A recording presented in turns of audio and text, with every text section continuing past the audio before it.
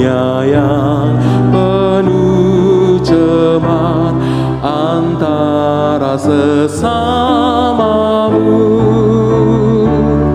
Hiduplah saleh dan benar, nyatakan Yesus dalammu. Nyatakan Yesus dalammu. Nyatakan Yesus dalammu. Sampaikan firman dengan hati teguh, nyatakan Yesus dalammu.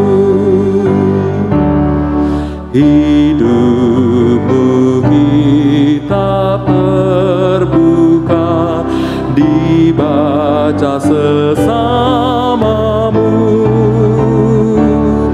Apakah tiap pembacanya melihat Yesus dalammu? Nyatakan Yesus dalammu. Nyatakan Yesus dalammu. Sampaikan firman dengan hati teguh, nyatakan Yesus dalammu.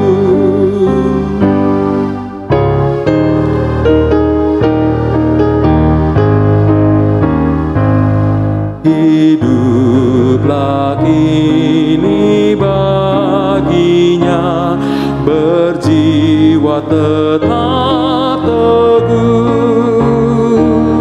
Bimbinglah orang tercela melihat Yesus dalammu. Nyatakan Yesus dalammu. Nyatakan Yesus dalammu. Sampaikan firman dengan hati teguh, nyatakan Yesus dalammu.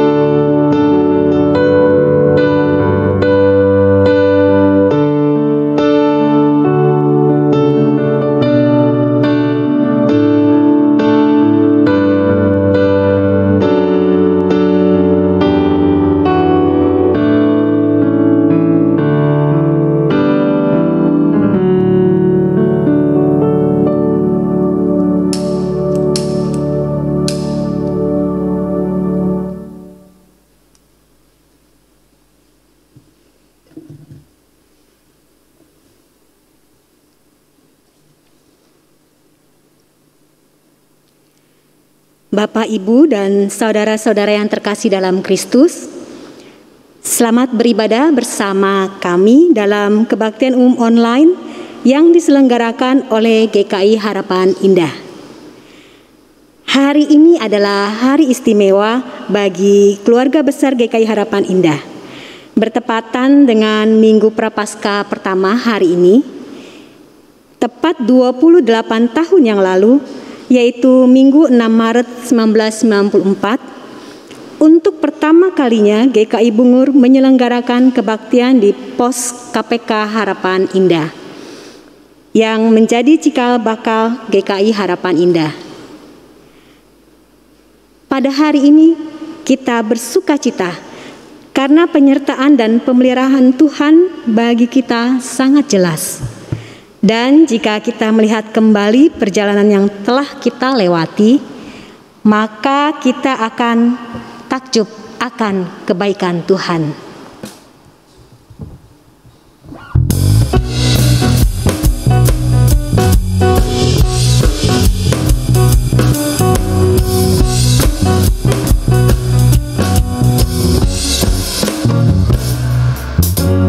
Kami bernyanyi gembira.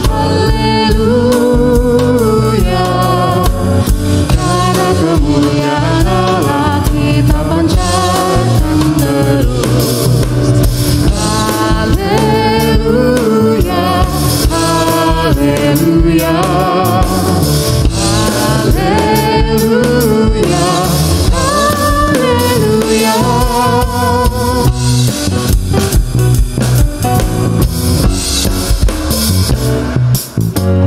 Kami bernyanyi gembira, haleluya, karena hidupmu hidupku di dalam kasih mesra. Haleluya, haleluya, haleluya, haleluya.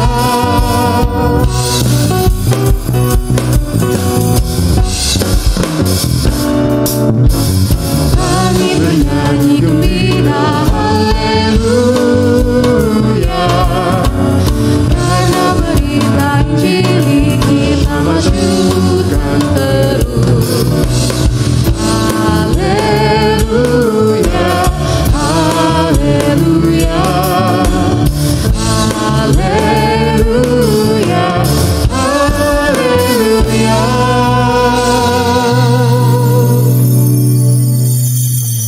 Marilah kita memulai ibadah Minggu Prapaskah pertama dan kebaktian penyegaran iman dengan pengakuan bahwa pertolongan kita adalah dalam nama Tuhan yang menjadikan langit dan bumi.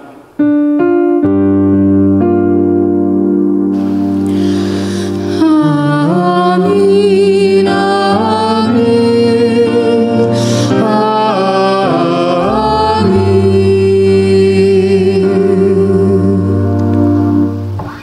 Tuhan beserta saudara.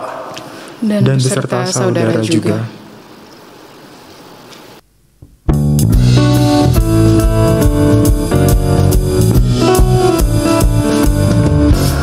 Gereja bagai bahtera di laut yang seram, mengarahkan haluannya ke pantai seberang, mengamuk samudera dan badai menggebu, gelombang zaman mengemas dan sulit ditempuh.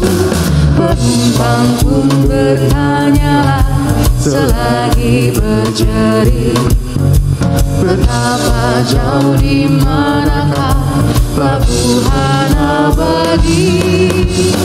Tuhan tolonglah, Tuhan tolonglah, tanpa Engkau semua binasa kelak. Ya Tuhan tolonglah.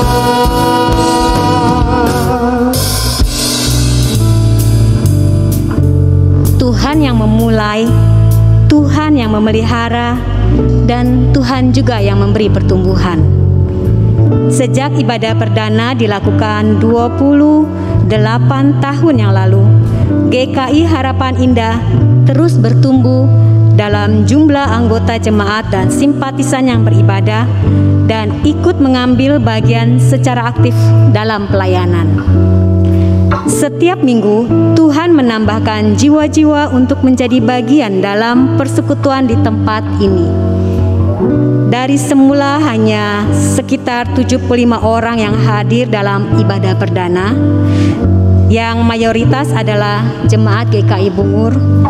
Saat ini sudah ada lebih dari 2.700 anggota tercatat di GKI Harapan Indah. Karya dan pekerjaan besar seringkali berawal dari sebuah inisiatif yang sederhana. Begitupun dengan gereja kita. Berawal dari obrolan santai anggota Klub Jantung Sehat GKI Samanhudi untuk membuka pos pelayanan di Harapan Indah, Majelis Jemaat GKI Bungur merespon wacana tersebut dengan sebuah keseriusan, sehingga terwujudlah rencana tersebut. Inilah cara Tuhan bekerja. Dengan caranya yang ajaib, Ia mewujudkan rencananya. Tuhan menggerakkan orang-orang yang dipanggilnya untuk menjadi mitra dalam karya ini.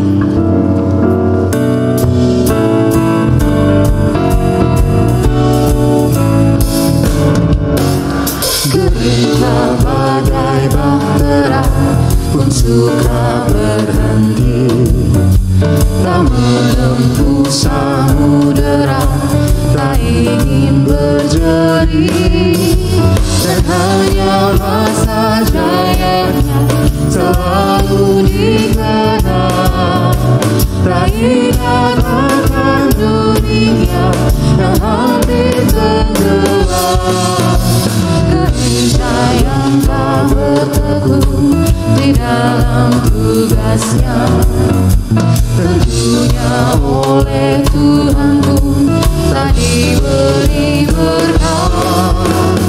Tuhan tolonglah, Tuhan tolonglah, dan bagi kau semua binasa kelak, ya Tuhan tolonglah.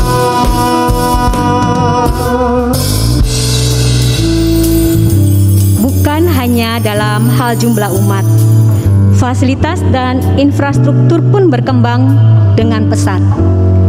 Dimulai hanya dengan satu rumah di Blok HA5 yang dibeli oleh Majelis Jemaat GKI Bungur. Fasilitas tempat ibadah GKI Harapan Indah terus bertambah hingga saat ini menjadi 6 rumah. Tidak termasuk dengan pastori bagi pengerja. Sebelum pandemi melanda, kita telah melayankan 3 kali ibadah, 26 kelas sekolah minggu dan ibadah-ibadah yang mengakomodasi seluruh kelompok usia yang lain, baik remaja, pemuda, wanita, dewasa, bahkan lanjut usia. Dan saat ini GKI Harapan Indah juga telah memiliki 1 bakal jemaat. Tuhan juga menghadirkan talenta-talenta di tengah jemaat kita, sehingga seluruh aktivitas ibadah dan pelayanan dapat berjalan dengan baik. GKI Harapan Indah telah menjadi perwujudan tubuh Kristus, di mana setiap orang di dalamnya bekerja sesuai dengan tugasnya. Roh Kudus mempersatukan, membina, dan membentuk.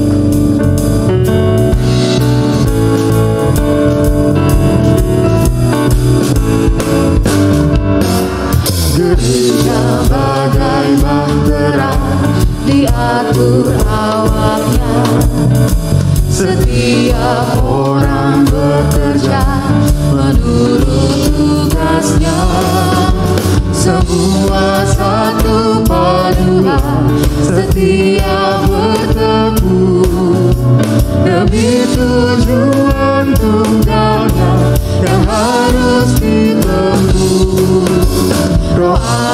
yang menyatukan, membina, membentuk di dalam kasih dan iman dan harap yang teguh. Tuhan tolonglah, Tuhan tolonglah, tanpa Dikau semua binasa telah. Ya Tuhan tolonglah.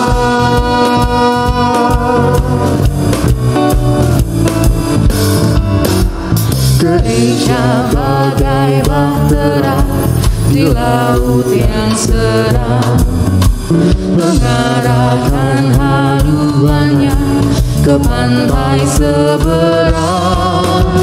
Hai kau yang takut dan resah, kau tak sendirian. Teman sejalan banyaklah dan Tuhan di depan.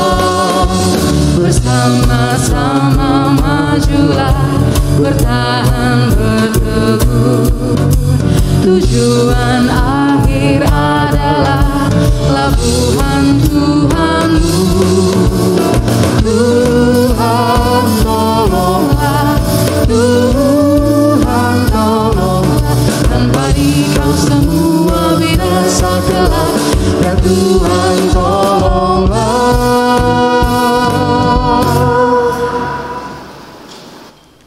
Semua fakta dan angka-angka di atas tentu membuat kita bangga dan bersyukur. GKI Harapan Indah telah menjadi sebuah gereja yang besar dan bertumbuh. Namun, di momen istimewa ini, marilah kita juga merenungkan, adakah pertumbuhan secara fisik dan statistik ini membawa dampak yang membangun bagi umat dan sesama? Adakah kehadiran kita di tengah masyarakat dirasakan sebagai berkat atau sebaliknya sebagai benalu dan beban? Di tengah dunia yang sedang dilanda wabah dan bencana, adakah kita mengambil bagian di dalam meringankan penderitaan orang yang terdampak? Ataukah kita hanya bersembunyi dalam ketakutan dan mencari aman sendiri?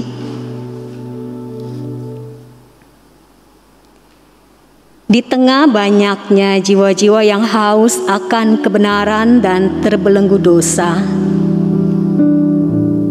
adakah kita menjadi pembawa kabar suka dan pemulihan? Apakah kita sudah memiliki hidup yang berdampak dan menjadi saluran berkat bagi orang lain yang dalam kesusahan, duka, dan derita? Marilah kita hening dalam doa secara pribadi di hadapan Tuhan dan mengakui segala dosa dan ketidaksempurnaan kita.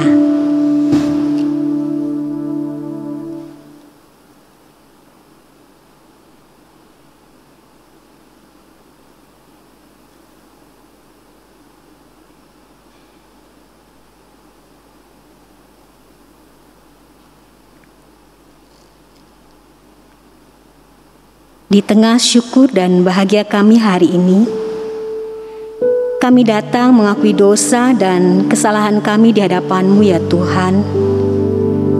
Karena dalam hidup kami sebagai pribadi maupun jemaat, kami kerap gagal mengemban tugas panggilan yang Tuhan berikan kepada kami. Sebagai umat yang telah menerima anugerah keselamatan, kami masih sering membiarkan iblis menguasai hati dan pikiran kami, sehingga kami berdosa dalam perbuatan dan perkataan kami. Demikian juga sebagai jemaat, kami masih sering berfokus ke dalam gereja kami semata, disibukkan dengan segala agenda dan program yang baik menurut pandangan kami.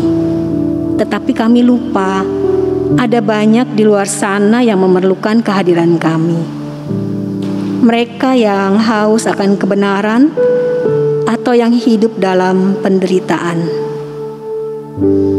Kiranya Roh Kudus terus membentuk dan menolong kami agar kami menjadi gereja yang peka terhadap panggilan-Mu, menjadi rekan sekerja-Mu melalui karya nyata di tengah dunia. Inilah doa kami ya Tuhan, kiranya pengampunan dan pengasihan-Mu senantiasa Engkau limpahkan. Di dalam Kristus, Juru Selamat dan Penolong yang hidup kami berdoa. Amin.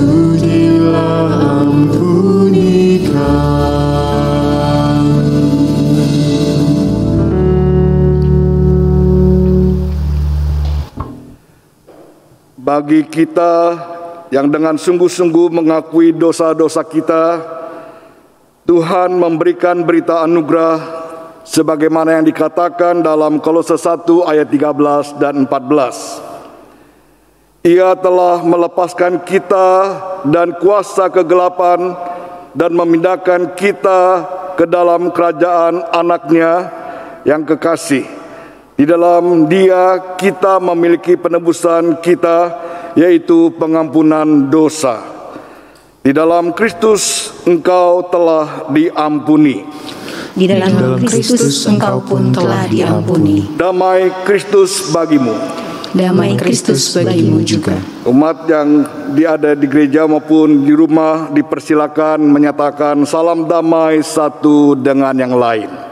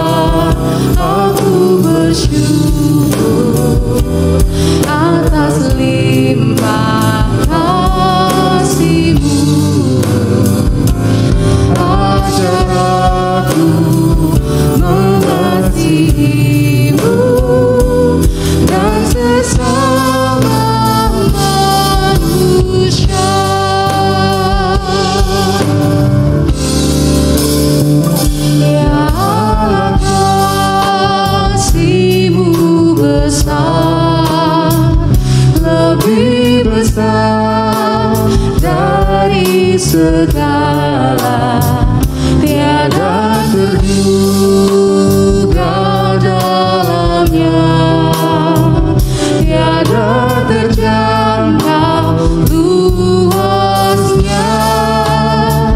Ya Yesus, kasih-Mu besar, lebih besar dari segala. Hidup kekal Engkau beri, dan aku hidup berseri. Dalam doa aku bersyukur atas limpah kasih-Mu. Ajar aku mengasihi-Mu dan sesama manusia. Shalom, salam sejahtera, salam sehat untuk seluruh majelis, hamba Tuhan, jemaat GKI Harapan Indah, dan khususnya di dalam rangka ulang tahun yang ke-28. Saya atas nama GKI Anugerah juga menyampaikan salam sejahtera dan selamat untuk gereja yang sudah memasuki tahun ke-28. Kiranya Tuhan memberkati dan memakai gereja GKI Harapan Indah menjadi gereja yang makin berdampak dan menularkan pemulihan demi pemulihan kepada seluruh jemaat dan keluarganya dan lingkungan di mana jemaat Anda berada. Hari ini kita akan sama-sama membaca dan merenungkan firman Tuhan di dalam ibadah syukur dan juga sekaligus ibadah ulang tahun ini. Kita sama-sama berdoa sebelum membuka dan membacakan bagian firman Tuhan. Bapa di dalam sorga, kami bersyukur dan berterima kasih walaupun di dalam situasi yang berubah-ubah karena kondisi pandemi dan keadaan yang tidak bisa diprediksi, kami percaya bahwa semuanya tetap dalam tangan kekuasaan Tuhan, kedaulatan Allah. Dan kalau kami hari ini masih bisa beribadah walaupun dengan cara yang berbeda, dengan cara hybrid, dengan cara online, kami percaya hadirat Tuhan tidak terpengaruh selama kami membuka hati kami sepenuh kehadiran kami bagi Tuhan di rumah kami masing-masing, dimanapun kami berada. Kami boleh beribadah kepada Tuhan, kami tetap bisa mendengar firman Tuhan, kami bahkan bisa mengalami jamahan dan lawatan firman Tuhan. Karena itu Bapa, dengan segala hormat kami menyerahkan, hamba-Mu menyerahkan waktu pemberitaan firman ini ke dalam tangan-Mu, supaya Roh Kudus menyertai dan mengurapi. Dan lebih lagi ya Tuhan, Kau pakai semua perangkat peralatan yang digunakan untuk memberitakan firman dalam ibadah ini. Di dalam nama Tuhan Yesus kami berdoa dan mengamini pertolongan Roh Kudus di antara kami. Terpujilah nama-Mu. Amin. Bapak Ibu, saudara yang dikasihi oleh Tuhan, tema hari ini berkaitan dengan ulang tahun gereja yang ke-28, merenungkan tentang hidup yang berdampak dan hidup yang memulihkan. Hidup yang berdampak dan hidup yang memulihkan. Satu tema yang saya kira sangat baik, saya kira sangat tepat dan pas untuk setiap jemaat Tuhan yang hari ini sedang berada dalam situasi yang sedikit cemas-cemas, tegang-tegang, sedap begitu ya. Kenapa? Karena memang situasi pandemi membuat kita menghadapi ketidakpastian.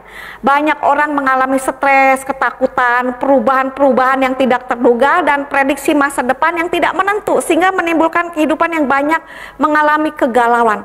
Inilah saatnya gereja Tuhan, orang percaya, menunjukkan kehidupan sebagai orang yang punya iman, punya Tuhan yang hidup, dan hidup kita tetap dikuatkan oleh Tuhan, mengalami pertolongan Tuhan, tetap bisa menjadi orang percaya yang berdampak. Amin.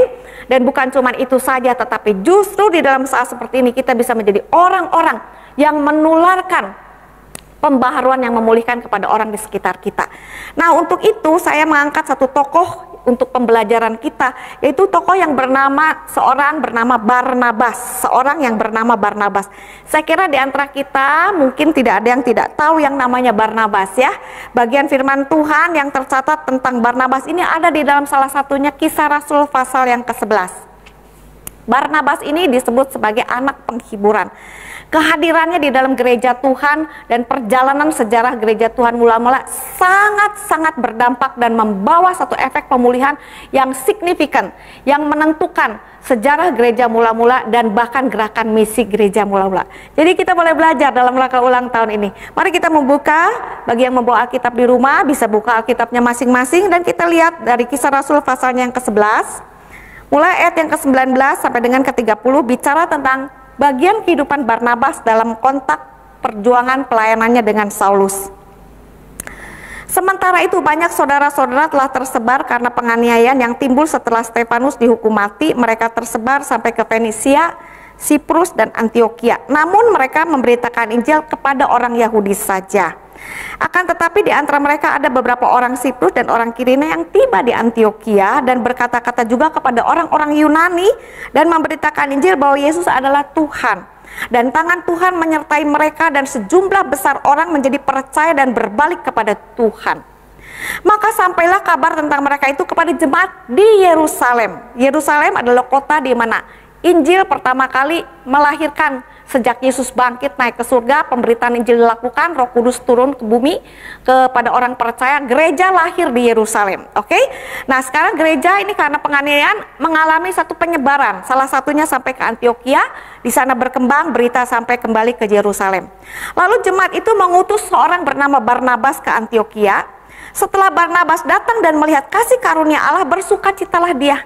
Dia menasihati mereka supaya mereka semua tetap setia kepada Tuhan. Perhatikan ayat ke-24, karena Barnabas adalah orang baik, penuh dengan Roh Kudus dan iman, sejumlah orang dibawa kepada Tuhan. Lalu pergilah Barnabas ke Tarsus untuk mencari Saulus.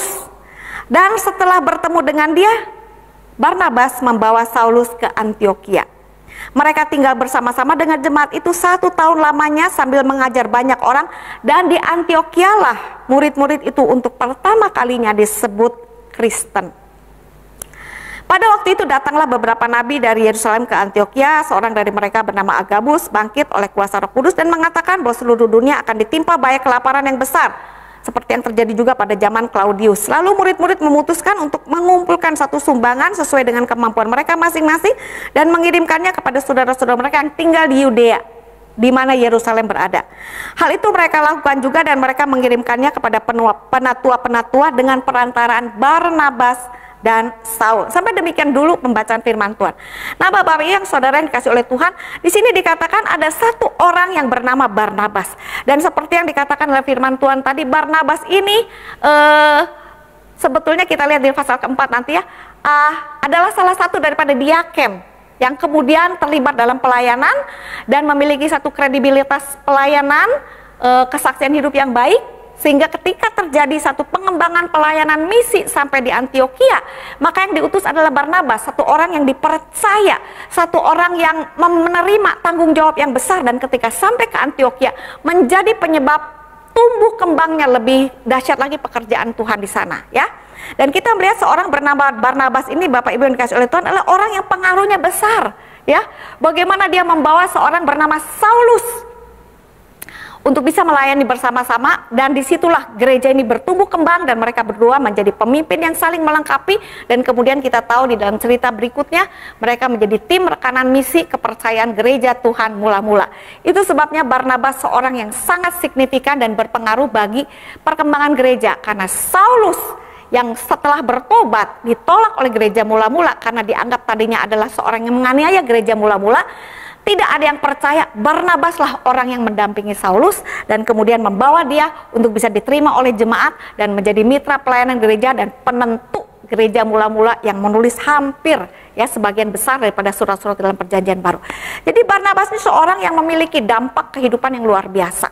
Ya, dia seorang yang memberikan satu penularan kehidupan yang memulihkan seseorang yang tadinya mungkin bahkan tersudut, tersisihkan, tereliminir, tetapi bisa menjadi seorang yang dipakai oleh Tuhan dan bahkan mempunyai satu kontribusi yang besar.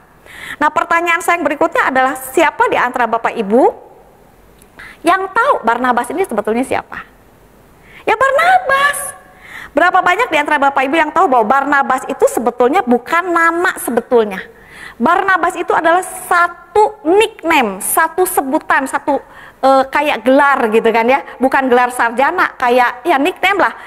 Apa tuh namanya, kalau orang kadang-kadang suka, misalnya ada orang yang suka berbuat baik, oh dia yang murah hati gitu kan, ada orang terlalu gemuk, oh si A yang si gemuk gitu kan ya. Jadi satu sebutan karena terkait karakteristik orang itu. Nah, kalau kita lihat di dalam Kisah Rasul pasal yang keempat, kita melihat satu gambaran sebetulnya Barnabas ini punya nama lain, nama asli namanya sendiri. Ya, coba kita lihat Kisah Rasul pasal yang keempat ayat 36-37. Demikian pula Yusuf oleh rasul-rasul disebut Barnabas. Artinya anak penghiburan seorang Lewi dari Siprus. Dia menjual ladang miliknya lalu membawa uangnya itu dan meletakkannya di depan kaki rasul-rasul. Jadi di dalam pasal keempat di gereja mula-mula di Yerusalem, Barnabas ini nama mula-mulanya adalah Yusuf. Tetapi di dalam perjalanan dia menjadi murid Tuhan, menjadi seorang yang melayani Tuhan, dia melakukan tindakan-tindakan daripada gerakan Roh Kudus di dalam kehidupan yang mengubahkannya menjadi seseorang yang melakukan perbuatan-perbuatan yang mendatangkan penghiburan yang besar bagi gereja mula-mula, bagi banyak orang di gereja mula-mula, sehingga orang menggelari dia sebagai Barnabas, artinya anak penghiburan. Di mana ada Barnabas, di situ ada penghiburan ilahi datang, penghiburan bagi jemaat Tuhan, bagi orang yang kesusahan, bagi orang yang mungkin mengalami jalan buntu, ada satu kesegaran baru. Dan sejak saat itulah Yusuf hampir tidak pernah disebutkan lagi, bahkan lebih banyak nama Barnabasnya, gelarnya yang disebutkan orang dan dikenal orang daripada nama Barnabasnya. Ada orang yang nama gelarnya lebih dikenal daripada nama aslinya sendiri, ya. Saya itu biasa dulu dikenal itu disebut Nokia. Kenapa? Karena Nokia itu merek handphone dulu tuh artinya adalah connecting people. Saya bukan agen Nokia, tapi karena di dalam satu pelayanan saya, sejarah pelayanan saya dari berapa tahun sejak masuk saat udah lulus di gereja-gereja, koneksi dengan rekan pelayanan antar gereja, antar denominasi, itu mereka kasih judul kepada saya, kasih gelar Nokia, ya, oh si Lili Nokia, kata itu Lili Efrin. Kenapa? Karena sering dalam pelayanan tuh Tuhan pakai untuk mengkoneksikan hubungan antara gereja, antar pelayanan, antar institusi yang menjadi satu berkat. Saya merasa itu satu kehormatan kalau saya disebut Nokia. Nah, kita melihat bagaimana Barnabas ini, Yusuf disebut Barnabas, bisa menjadi seorang yang dipakai Tuhan, hidupnya berdampak dan membawa pemulihan yang luar biasa bagi orang lain. Apakah ini hanya terjadi bagi orang seperti Barnabas saja yang tadinya namanya Yusuf, atau bagi banyak orang percaya, bahkan bagi setiap orang percaya yang boleh mengalami kehidupan seperti Yusuf Barnabas ini? Nah, kalau kita melihat di dalam ungkapan firman Tuhan tadi, baik di dalam Kisah Rasul pasal yang ke-11 dan kita juga bisa lihat bandingkan dengan pasal yang ke-4, maka beberapa ciri daripada Barnabas bisa menjadi satu pembelajaran buat kita. Bagaimana kita sebagai orang percaya mengikut Tuhan sudah lama, bagaimana bisa menjadi orang yang bertumbuh, jadi orang yang berdampak dan memulihkan orang lain. Di sini kita melihat gambaran pertama daripada Barnabas adalah seorang, karena Barnabas orangnya tuh baik dikatakan, ya kan? Tetapi ada yang lebih penting lagi, di situ dikatakan bahwa dia adalah seorang yang dipenuhi oleh Roh Kudus. Ya. Karena dia orang yang dipenuhi oleh Roh Kudus. Apakah artinya seorang yang dipenuhi oleh Roh Kudus? Seorang yang dipenuhi Roh Kudus artinya seseorang yang di dalam kehidupannya itu dipimpin oleh Roh Kudus, ya. Sangat banyak bagian hidupnya, bahkan makin lama makin banyak dan makin menyeluruh kehidupannya itu dipimpin oleh Roh Kudus. Itulah arti dipenuhi Roh Kudus. Kita tidak memahami arti dipenuhi Roh Kudus itu seperti bejana kosong diisi air penuh lalu luber gitu kan. Nah, luberannya tuh dulu orang menganggap keluberan itu tanda-tanda orang dipenuhi Roh Kudus tuh bisa berbahasa roh, ya. Lalu mungkin melakukan pekerjaan-pekerjaan mujizat dan lain sebagainya. Tetapi penafsiran yang lebih lebih biblikal bagi saya, yang lebih merata gitu di Alkitab, seorang dipenuhi Roh Kudus itu bukan ditandai cuman dengan bahasa roh atau dengan melakukan perbuatan-perbuatan mujizat yang besar, tetapi lebih pada satu bentuk kehidupan yang dipimpin oleh Roh Kudus. Dipenuhi Roh Kudus ada dipimpin oleh Roh Kudus sehingga orang bisa melihat apakah hasil pekerjaan Roh Kudus di dalam hidupnya. Nah, di dalam hal Barnabas, dia seseorang yang karena dipimpin Roh Kudus, dipenuhi Roh Kudus, sehingga seluruh hidupnya, pemikirannya, pertimbangannya gitu kan ya, perasaannya, proses membuat keputusannya tuh sungguh-sungguh menggumulkannya dan peka kepada tuntunan Roh Kudus dan mengikuti pimpinan Roh Kudus ya. Hasilnya yaitu apa? Hasilnya adalah seorang yang memiliki iman yang saya katakan iman yang bisa melihat ya. Kok ada iman gak bisa melihat sih? Iman itu percaya kepada Tuhan. Tetapi percaya kepada Tuhan dan melihat apa yang Tuhan sedang akan lakukan, apa yang Tuhan ingin dilakukan oleh orang itu atau orang yang dipenuhi Roh Kudus ini, atau bisa melihat apa yang Tuhan sedang kerjakan dan mau dia terlibat. Seseorang yang dipimpin Roh Kudus sedemikian rupa akan bertumbuh menjadi seorang yang punya iman yang bisa melihat apakah yang Tuhan mau dia lakukan. Seperti di dalam pasal keempat, Barnabas itu dalam kondisi bagaimana? Seperti orang Kristen lainnya, seperti pemimpin lainnya menghadapi situasi di mana orang Kristen menghadapi kesulitan. Banyak orang percaya karena mengikut Tuhan Yesus, mereka mengalami tekanan sosial, mempunyai dampak secara ekonomi. Mereka tidak leluasa berdagang atau berbelanja, tidak bisa leluasa bepergian dan melakukan transaksi karena mereka ikut Tuhan Yesus. Jadi dikucilkan, sehingga mempunyai dampak ekonomi, dampak sosial. Banyak yang kekurangan, kesusahan. Mereka tetap harus makan, harus hidup, harus survive. Di antara bagian banyak pemimpin, Barnabas bisa melihat apa yang Tuhan mau dia lakukan karena dipimpin dipenuhi Roh Kudus. Dia digerakkan untuk melihat apa yang bisa dia lakukan. Lalu dia melakukan tindakan yang konkret. Dia masih punya sesuatu. Dia punya rumah, dia punya lahan, dia punya ladang yang bisa dijual tanpa mengorbankan kepentingan keluarganya dia sehingga tidak ada rumah, tidak ada makan. Tetapi tindakan ini menjadi satu inspirasi, menjadi satu tindakan konkret yang menyelesaikan masalah karena ada dana untuk gereja. Bisa memberi makan kepada jemaat yang kekurangan yang tidak bisa survive dalam masa sulit.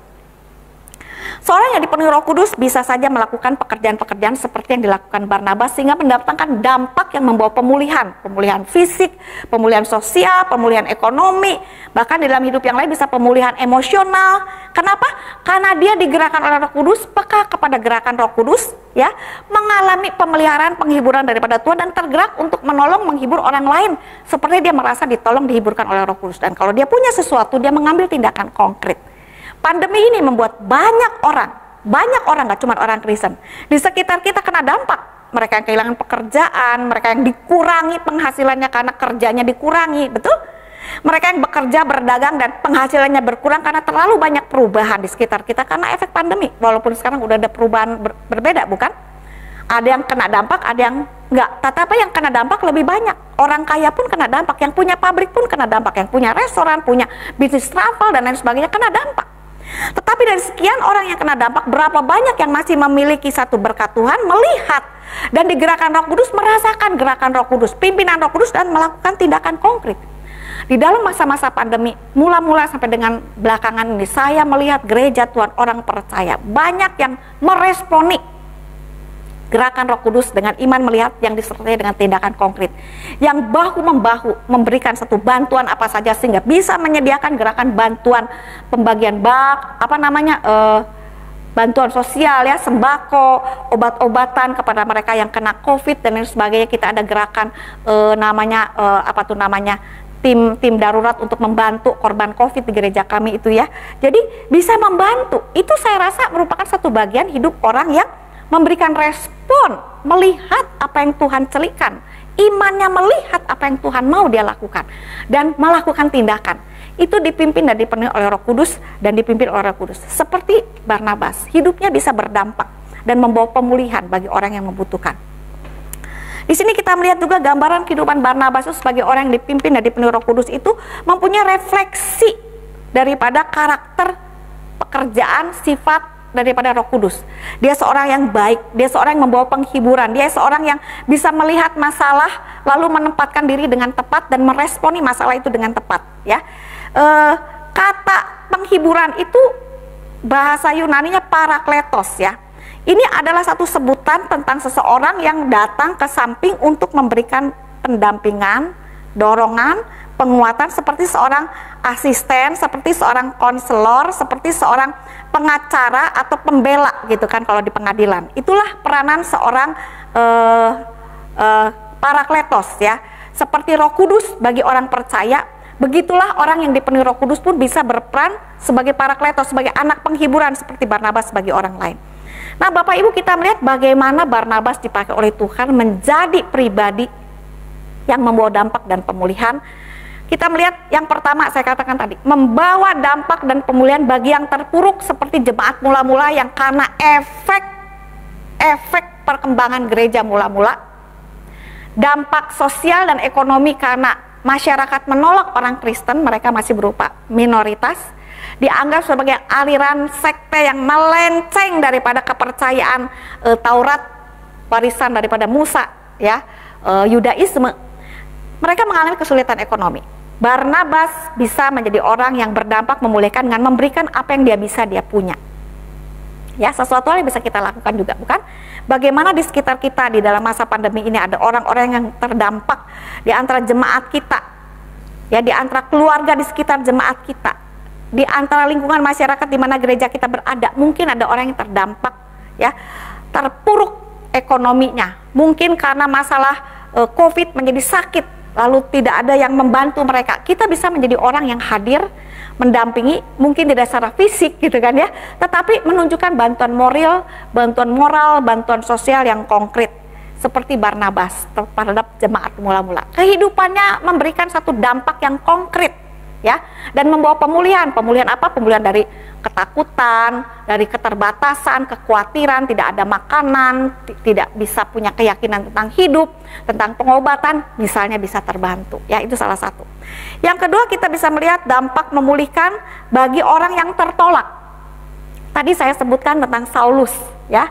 Ketika Saulus baru percaya kepada Tuhan karena mujizat, sebab Saulus dulunya menganggap bahwa ini jalan sekte, lalu dia mengancam, menganiaya, menangkapi pemimpin-pemimpin Kristen, jemaat Tuhan, dimasukin ke penjara, ada yang disiksa, dianiaya, ada yang dibunuh. Dia menerima surat dari imam besar untuk pergi ke Damsyik, ya, tapi di situ dalam perjalanan ke Damsyik dia mempunyai perjumpaan pribadi dengan Tuhan Yesus. Ingat cerita itu, ya.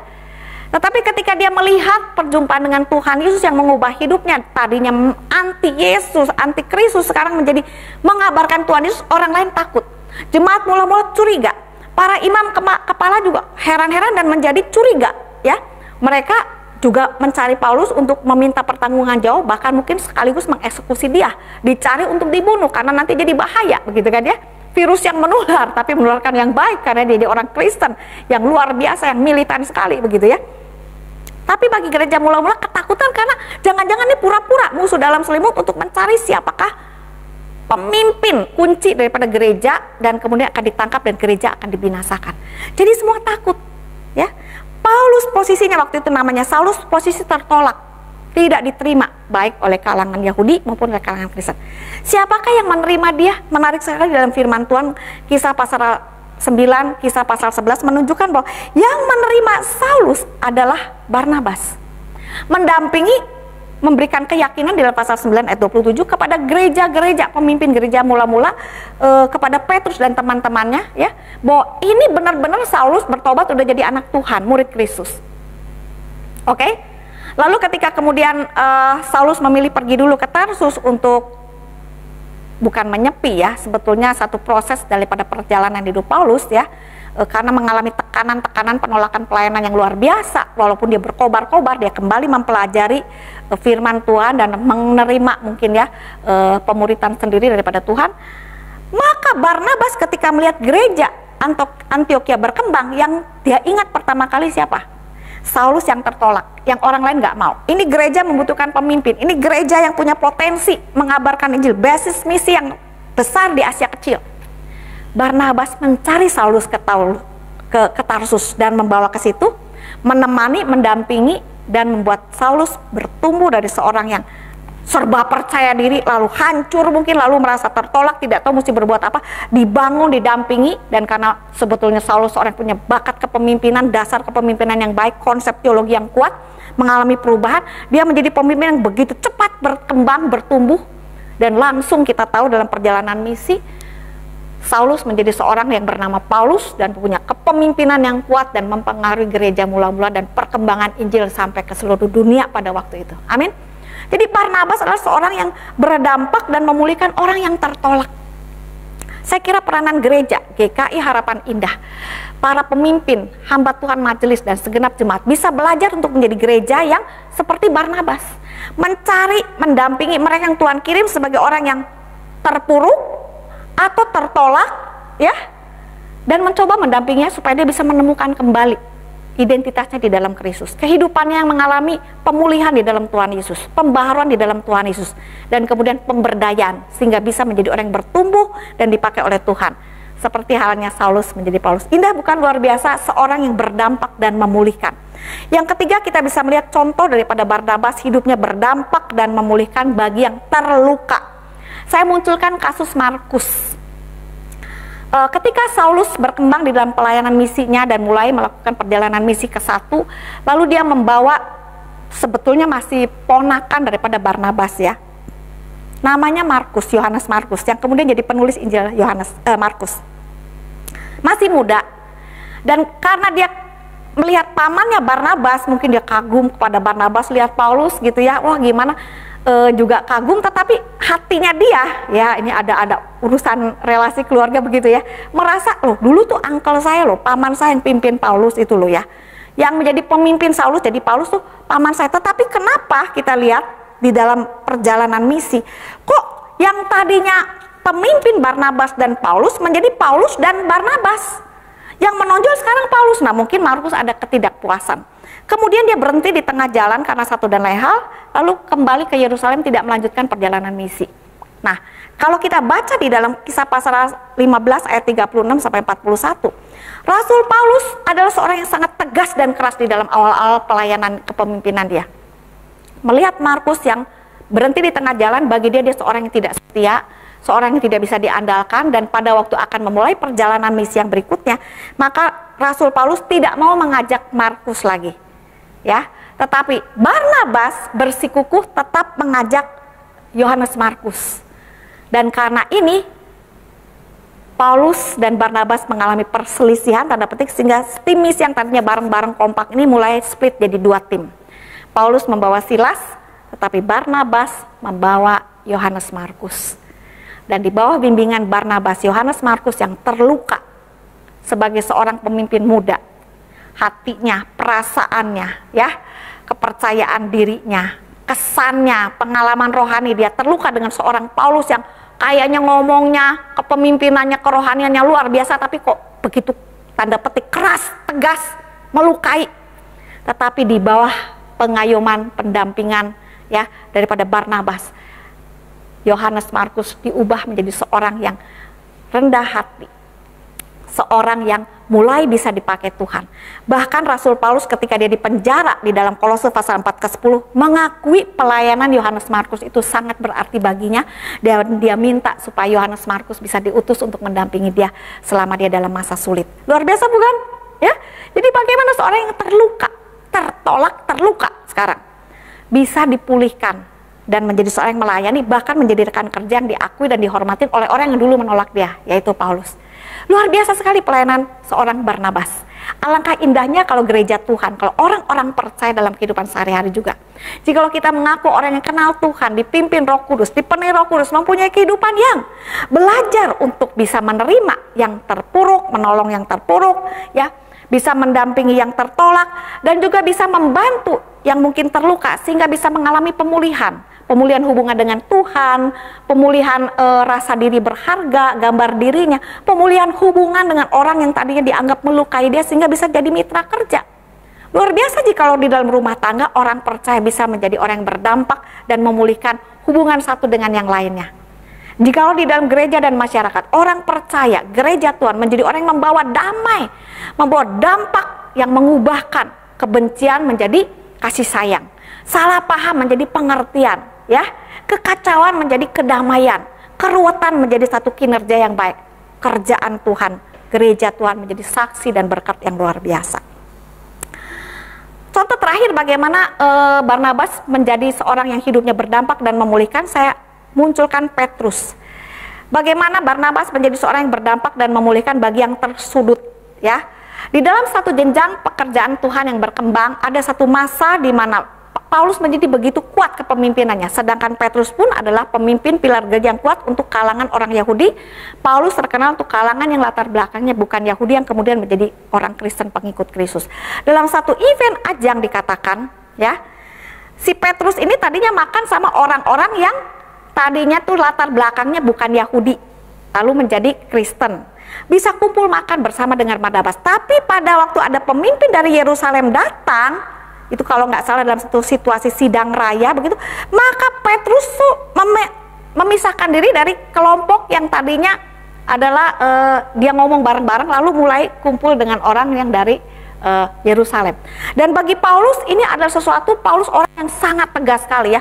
Dianggap Petrus itu seorang yang munafik gitu loh, cari muka, dan memberikan teguran bahkan kepada Barnabas yang dianggap juga berpihak kepada Petrus di depan orang. Bayangkan, Paulus ini adalah seorang pemimpin belakangan, walaupun dia hebat luar biasa. Barnabas yang mendampingi, Petrus yang menerima setelah Barnabas memberi rekomendasi. Sekarang Petrus dan Barnabas ditegur di depan orang banyak oleh Paulus.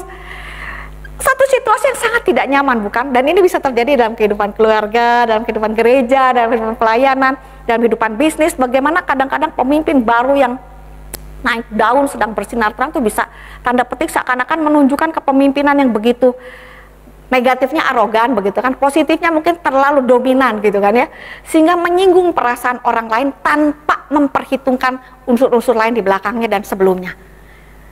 Tetapi kita lihat bagaimana saya lihat Barnabas itu seorang yang meskipun bagi Paulus dianggap berpihak dan sama-sama munafik, saya melihat justru disitulah peranan Barnabas yang selalu menjadi anak penghiburan. Bagaimana pemimpin seperti Petrus yang begitu senior di gereja, tanda petik dipermalukan di depan umum, Barnabas memilih untuk berpihak, mendampingi Petrus supaya Petrus yang tersudut tidak kehilangan muka, tetapi mendapatkan penghiburan moral, pendampingan spiritual yang membuat Petrus tidak terluka secara spiritual, secara emosional, dan tidak memberikan kesempatan pada iblis untuk menimbulkan perpecahan di dalam gereja. Bagi saya ini penting. Kadang-kadang saya melihat ada situasi-situasi kerja, situasi-situasi pelayanan, situasi rumah tangga, situasi-situasi kekerabatan, yang kadang-kadang ada situasi sulit yang membuat seseorang tersudut, ya, membuat seseorang tuh tanda petik dipertaruhkan reputasinya, disalahpahami, dan kalau tidak ada penengah yang tepat, itu akan menimbulkan retak, rusaknya hubungan. Bagi saya peranan orang percaya, gereja Tuhan yang dipenuhi Roh Kudus seperti Barnabas perlu hadir untuk membawa perdamaian dan meredakan perselisihan sehingga menimbulkan satu kesaksian yang baik. Bapak Ibu percaya bahwa Roh Kudus bisa bekerja secara luar biasa dalam hidup setiap orang percaya.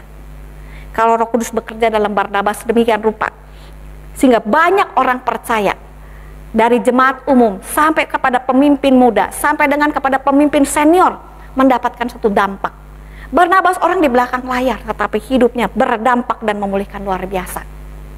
Saya berdoa, GKI Harapan Indah menjadi gereja yang bertumbuh sedemikian rupa, sehingga menjadi gereja yang membawa dampak kehadiran sebagai gereja.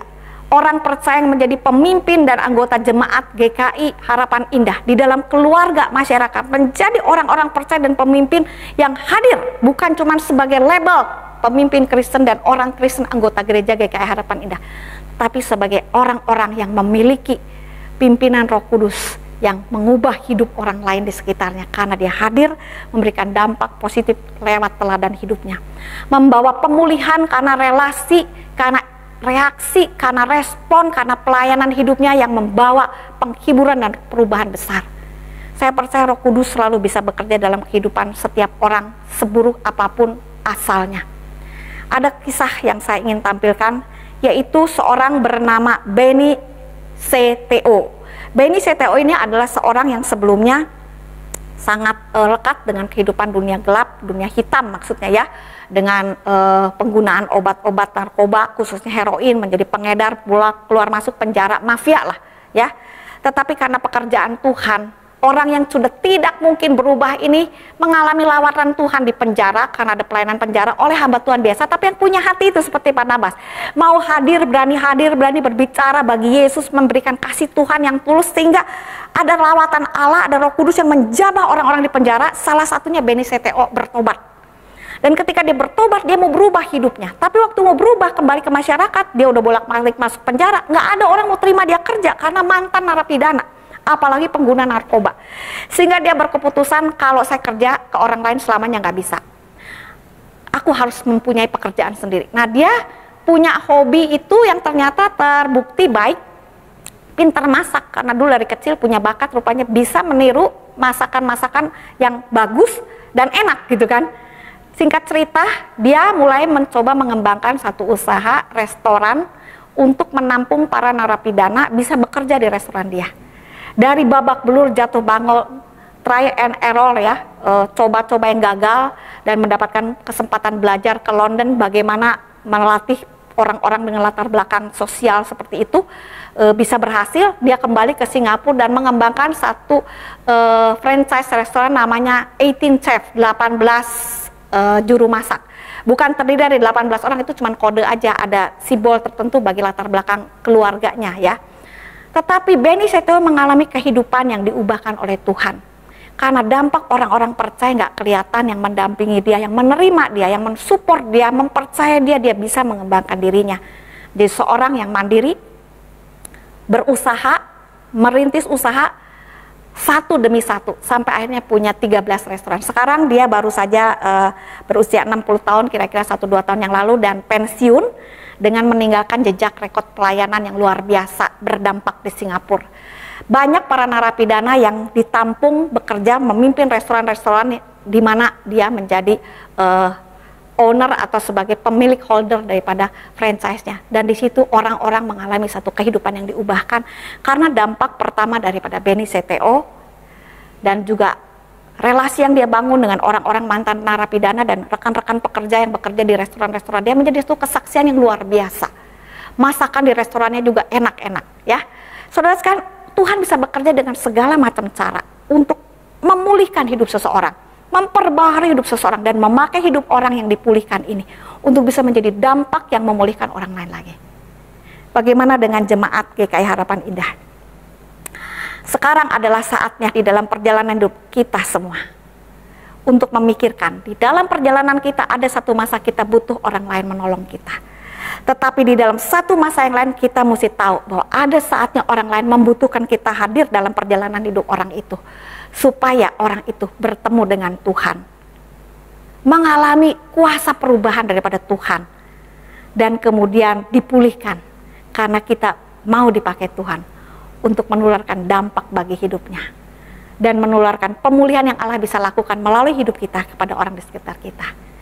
Seperti Tuhan bekerja melalui Barnabas, seperti Tuhan bekerja melalui Benny Setio, kiranya Tuhan bekerja juga melalui jemaat GKI Harapan Indah, makin menjadi jemaat yang punya hidup yang berdampak dan memulihkan orang lain bagi kemuliaan nama Tuhan dan perluasan pekerjaan Allah. Kiranya ini menjadi satu visi misi yang dikobarkan kembali di dalam tahun ke-28 ulang tahun Gereja GKI Harapan Indah. Jadi gereja yang makin berdampak dan memulihkan justru di masa-masa pandemi seperti ini. Tuhan Yesus memberkati. Mari kita berdoa.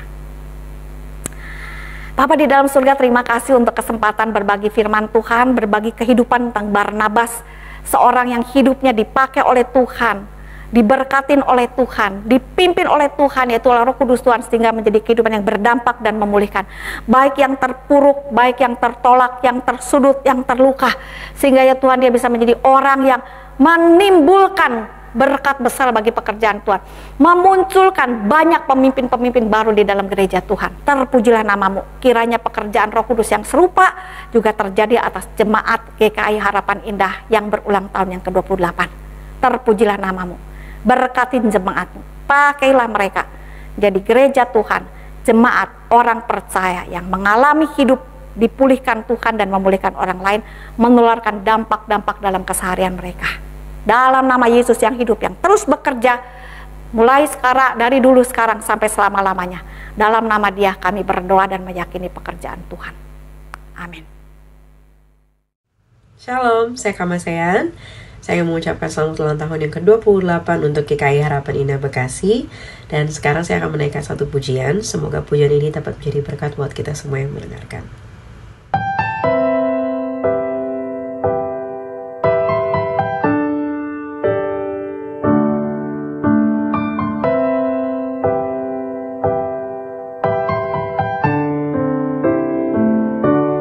Bulu yang patah terkulai takkan pernah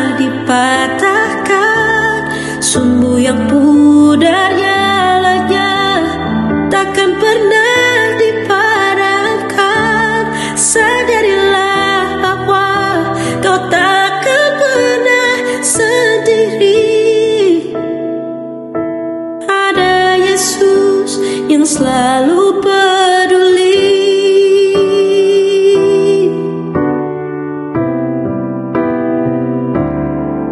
Saat kau jatuh dan terluka,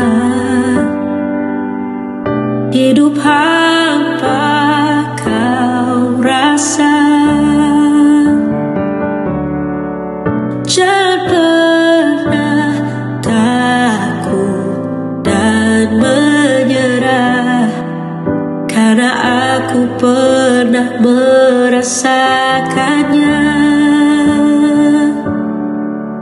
Saat kau sendiri menanti harapan yang tak pasti,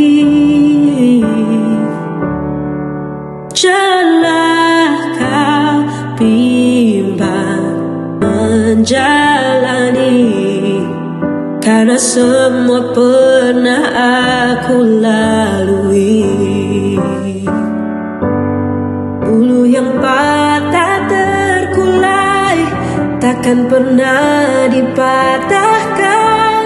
Sumbu yang pudar jalannya takkan pernah dipadamkan. Sadarilah bahwa kau takkan pernah sendiri.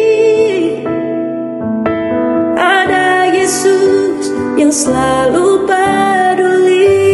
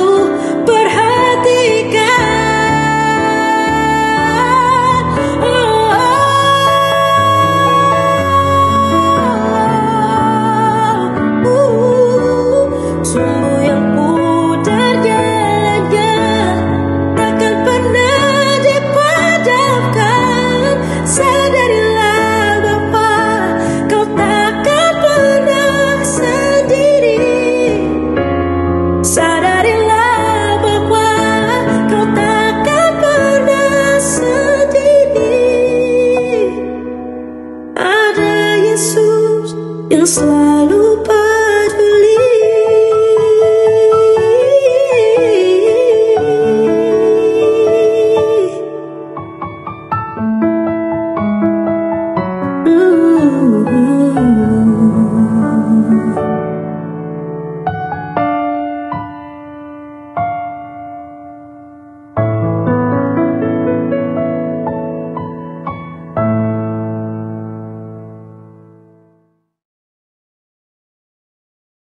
Marilah kita bersama dengan umat Allah di masa lalu, masa kini, dan masa depan mengingat janji baptisan kita dengan mengikrarkan pengakuan iman rasuli.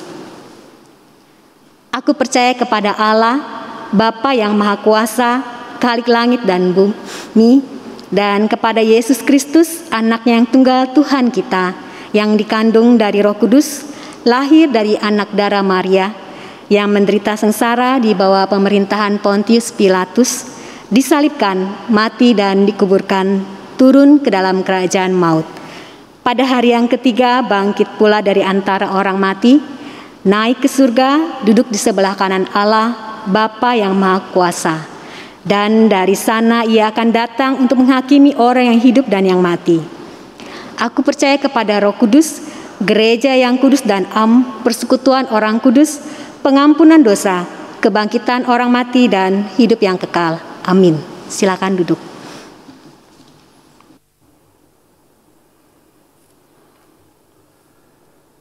Selamat pagi Bapak Ibu sedang terkasih, Shalom.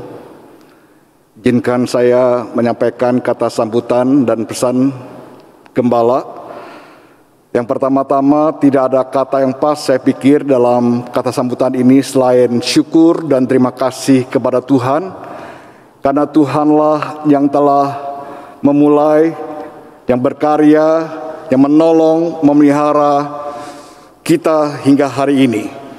Saya ingat tanggal 6 Maret 1994 hingga hari ini, saudara sekalian, kita sudah 28 tahun, pas tanggal 6 Maret 2022. Ini merupakan satu karya Tuhan yang begitu luar biasa. Kita juga bersyukur kepada Tuhan di masa pandemi yang sudah 2 tahun ini, kita tetap bisa beribadah kepada Tuhan. Tuhan telah memberikan kita segala fasilitas sehingga kita tetap bisa beribadah dengan baik. Kita bersyukur kepada Tuhan di hari ulang tahun yang ke-28. Tuhan memberikan kado istimewa bagi jemaat GKI Harapan Indah. Saya rasa ini merupakan berkat besar, satu anugerah yang luar biasa. Saudara sekalian, berkat itu atau kado itu adalah telah dikeluarkannya izin IMB gereja kita, telah ditandatangani pada tanggal 16 Februari 2022. Jadi masih hangat sekali, saudara sekalian. Tanggal 21 Februari yang lalu, pihak yang terkait telah menyerahkan ke panitia pengurusan izin ini. Nah, saudara sekalian, IMB yang hampir 28 tahun sudah tidak pernah kita pikirkan. Pada awal pendirian gereja ini kita sudah pernah memulai. Kita sudah usahakan tetapi gagal. Selama puluhan tahun kita diamkan. Saudara sekalian, tetapi kita melihat rencana Tuhan luar biasa. Di masa pandemi yang kita pikir sulit untuk kita bisa melakukan sesuatu, tetapi Tuhan tetap berkarya sehingga kita mendapatkan izin IMB yang membuat kami terharu. Banyak dukungan dari berbagai pihak, dari lingkup yang terkecil sampai kepada lingkup yang berwenang untuk mengeluarkan izin. Tuhan memberikan orang-orang yang tepat pada waktu yang tepat. Saudara sekalian, pada waktu ada verifikasi warga sekitar, ada 2 kali verifikasi yang diminta oleh FKUB, Forum Komunikasi Umat Beragama, dan yang kedua kali adalah dari Departemen Agama. Kita harus menghadirkan warga sekitar yang telah memberikan pernyataan dukungan. Ternyata saudara yang hadir luar biasa, warga sekitar. Bukan hanya dari orang-orang Kristen berbagai denominasi, bukan hanya dari orang-orang Katolik, tetapi juga ada orang Buddha, ada orang Konghucunya, bahkan saudara sekalian ada kaum Muslim, orang-orang Muslim yang memberikan pernyataan seperti ini. Satu anugerah yang luar biasa bagi kita, saudara sekalian. Atas nama Majelis Jemaat, saya juga mengucapkan terima kasih kepada Pak Budi Permana dan kawan-kawan selaku panitia kecil pengurusan izin IMB ini. Mereka dengan semangat yang luar biasa, dengan tanpa mengenal jeri lelah, kapanpun siap untuk melakukan apa yang diminta oleh pihak yang terkait. Kiranya Tuhan membalas semua jeri lelah saudara sekalian. Pesan saya, saudara sekalian, apa yang telah Tuhan kerjakan selama ini, selama 28 tahun, dan Tuhan juga telah memberikan kado yang istimewa. Memang ini merupakan hal yang sangat penting juga bagi anak cucu kita atau generasi berikutnya. Saya berpesan supaya kita jangan menyia-nyiakan anugerah dan kebaikan Tuhan. Jaga dan peliharalah semangat kesatuan dan kebersamaan yang telah kita bina selama 28 tahun dengan pertolongan Tuhan. Kita jaga, pelihara baik-baik. Biarlah sesuai juga dengan khotbah yang disampaikan oleh penginjil Lily Everin hari ini, agar firman Tuhan boleh berbicara kepada kita. Biarlah kita bukan hanya menjadi gereja yang bertambah, bertumbuh, tetapi juga kita menjadi gereja yang berdampak dan memulihkan. Kiranya Tuhan dipermuliakan. Terima kasih. Mari kita masuk dalam doa. Bapa di surga, terima kasih untuk firman-Mu pada pagi hari ini yang boleh mengingatkan kami supaya kami boleh menjadi jemaat yang boleh berdampak dan memulihkan. Kami tahu Tuhan, anugerah-Mu begitu besar kepada kami masing-masing. Biarlah kami boleh belajar membalas kebaikan Tuhan dengan hidup yang berkenan di hadapan Tuhan. Terima kasih untuk pertolongan-Mu dalam perjalanan sejarah pelayanan jemaat-Mu hingga saat ini. Kami boleh melihat karya-Mu yang luar biasa. Kami boleh melihat Tuhan telah mengutus orang-orang yang sungguh-sungguh mengasihi Tuhan dan Tuhan kasihi. Tuhan berkati agar sungguh jemaat-Mu di tempat ini nantiasa menjadi jemaat yang boleh memperhatikan kebersamaan, memperhatikan kesatuan untuk melakukan tugas panggilan Tuhan kepada kami. Tuhan, terima kasih juga untuk masa pandemi. Tuhan juga memberikan kami fasilitas-fasilitas untuk kami tetap boleh beribadah dengan baik. Terima kasih juga untuk izin pembangunan gereja yang boleh kami terima. Terima kasih untuk kebaikan dan karya-Mu. Bapa di surga, kami mau berdoa untuk anggota jemaat yang sedang sakit, baik yang dirawat di rumah sakit atau di rumah mereka masing-masing. Kami mohon Tuhan memberikan kekuatan, penghiburan, pertolongan, dan biarlah kuasa-Mu yang boleh memberikan kesembuhan. Baik mereka yang sakit karena COVID maupun non-COVID, karena lanjut usia, Tuhan tolonglah mereka masing-masing agar mereka juga terus-menerus mendapatkan kekuatan, penghiburan dari Tuhan. Kami tak lupa juga berdoa Tuhan menyerahkan bangsa dan negara kami. Kami juga berdoa untuk pemerintahan negara kami. Tuhan berkati pemerintahan Presiden Jokowi, berkati situasi politik negara kami, untuk keamanan ekonomi negara kami, dan khususnya untuk pemerintah yang sedang menuntaskan atau mengentaskan masalah pandemi di negeri ini. Kami mohon Tuhan memberikan hikmat, program vaksinasi, ya Tuhan berkati agar semua boleh berjalan dengan lancar. Bapa di surga, kami tak lupa juga mendoakan ya Tuhan akan masalah yang sedang terjadi di Ukraina. Kami juga mohon Bapa, biarlah Engkau juga boleh berkarya. Biarlah keamanan dunia juga tetap terjaga, dan biarlah Tuhan yang boleh menolong kami. Terima kasih kalau pada hari ini kami boleh mengadakan satu kebaktian penyegaran iman. Biarlah sungguh Tuhan yang boleh menolong kami untuk kami terus bergandengan tangan melakukan tugas panggilan Tuhan kepada kami. Berkati hamba-Mu, penginjil Lily Everin yang telah menyampaikan firman-Mu. Tuhan pakai juga menjadi alat berkat. Terima kasih Tuhan. Kami bersyukur, kami berdoa dalam nama Tuhan yang telah mengajarkan kami berdoa, yang akan kami nyanyikan bersama-sama.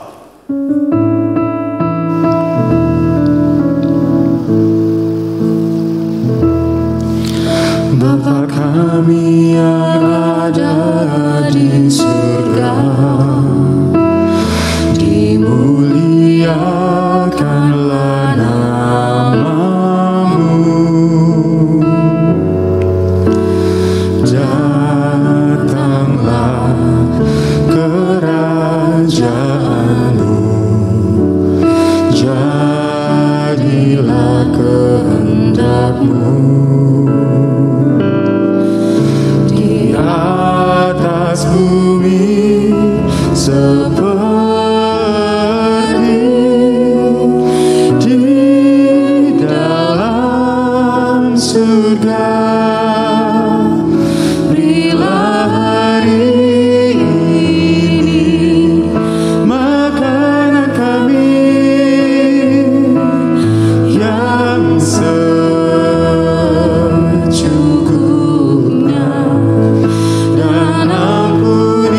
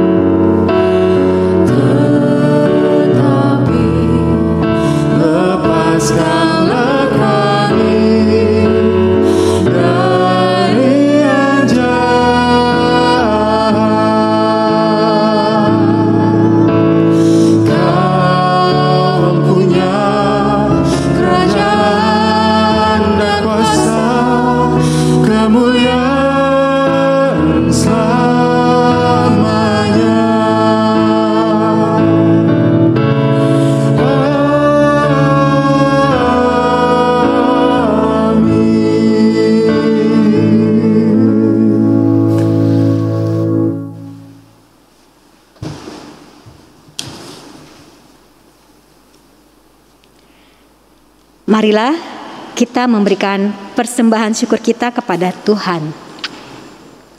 Firman Tuhan yang mendasari pengumpulan persembahan diambil dari 1 Tawarikh 29 ayat 17a.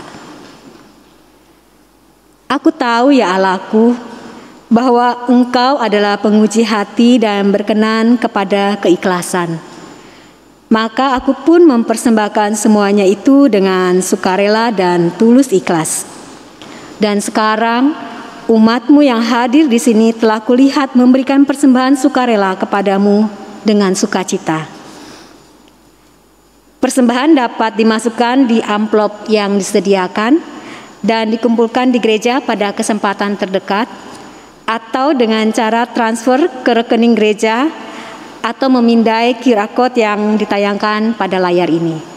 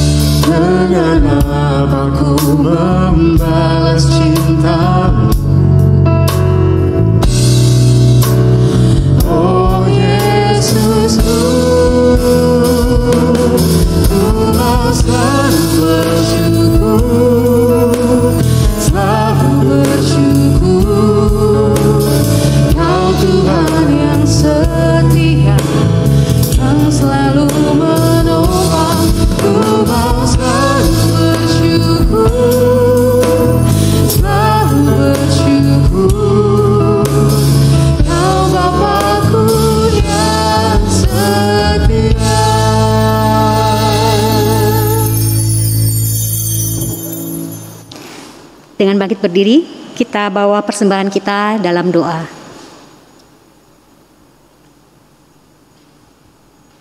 Segala pujian, hormat, dan syukur kami naikkan ke hadapan-Mu, ya Allah, sumber kehidupan kami.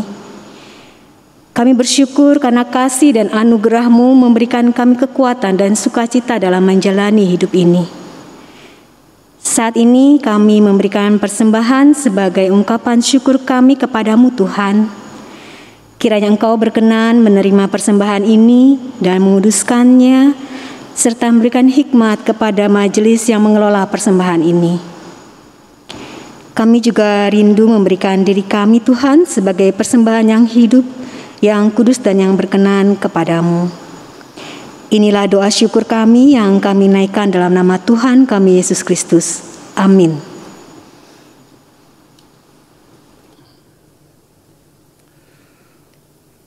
Marilah kita hidup sebagai anak-anak terang, karena Kristus telah menjadikan kita sebagai ciptaan yang baru, berbuah dan berdampaklah bagi dunia. Dan marilah kita mengambil bagian dalam panggilan yang Allah berikan untuk membawa pemulihan bagi dunia yang sedang berduka, terluka, dan terbelenggu dosa.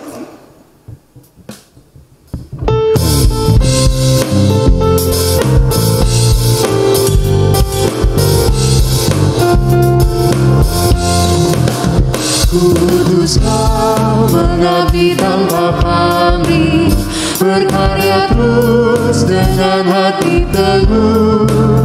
Meski dihina dan menanggung duka, kudus Kau mengabdi bagiku. Kudus Kau membalut yang terluka, menolong jiwa syarat berkeluh, menanggung susah dan derita dunia. Kudus Kau berkorban bagiku.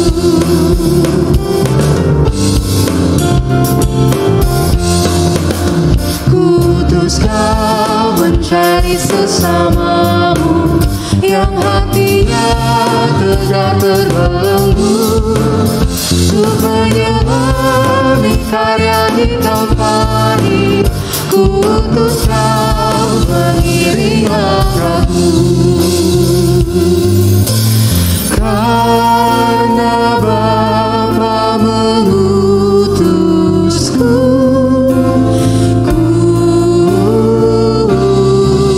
Kudus Kau. Saudara yang terkasih, arahkanlah hatimu kepada Tuhan.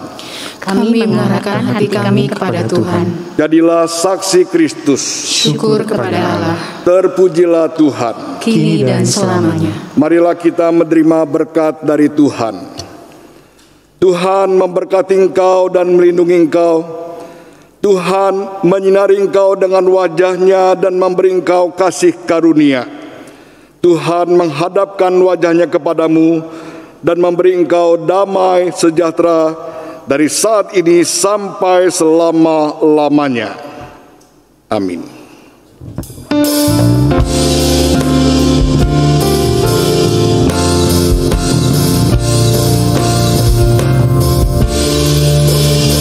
Hosana,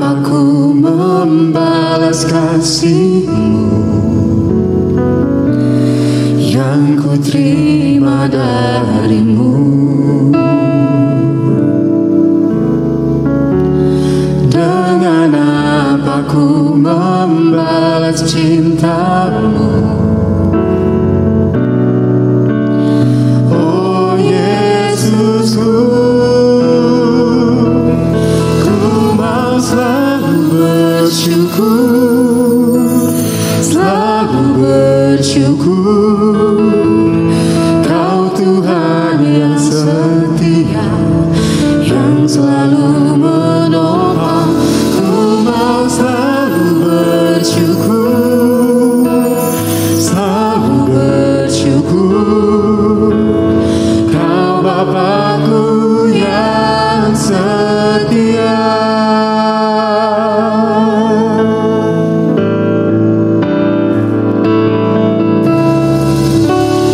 Dengan apa Ku membalas kasih-Mu yang Ku terima dari-Mu?